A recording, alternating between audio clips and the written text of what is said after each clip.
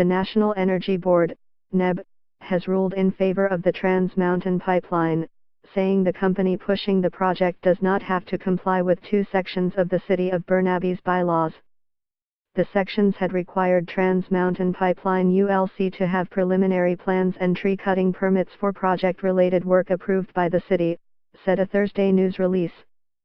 Trans Mountain had raised constitutional questions about those bylaws, saying they don't apply to work that the company planned to undertake at its Burnaby terminal, its Westridge Marine Terminal, and at a temporary worksite. Coverage of Trans Mountain on globalnews.ca. With the decision in place, Trans Mountain can go ahead and start work at those sites. However, the decision does not mean that Trans Mountain has been absolved from complying with other City of Burnaby bylaws, the NEB's order said. The $7.4 billion project will expand an existing 1,150-kilometer pipeline between Edmonton and Burnaby. The proposal was first put forward in 2013.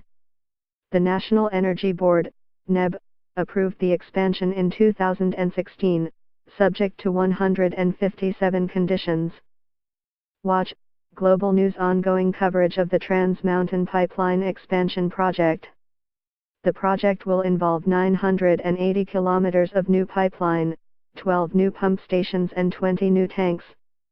The new line will carry heavier oil, known as bitumen, diluted with a chemical condensate and pumped close to 900,000 barrels a day. This would almost triple its current capacity. The pipeline proposal has prompted opposition from environmentalists, First Nations, and the British Columbia's NDP government. Read more, stakeholders divided over BC NDP plans for Trans Mountain Pipeline expansion. Alberta Premier Rachel Notley was very pleased with the decision. It probably means that the NEB has accepted our argument that of course this is a project that is in the national interest, and as a result we can't have individual jurisdictions interfering with it, she said. There's not a road, there's not a bike lane, there's not a hospital, there's not a school anywhere in Canada that doesn't owe something to a strong energy industry in Canada. Ian Anderson, the president of pipeline proponent Kinder Morgan Canada, said, "We are pleased with the decision we have received from the NEB today."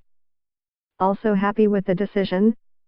Tim McMillan, President and CEO of the Canadian Association of Petroleum Producers, CAP. He noted that it shows federal permits will not be delayed at the local level.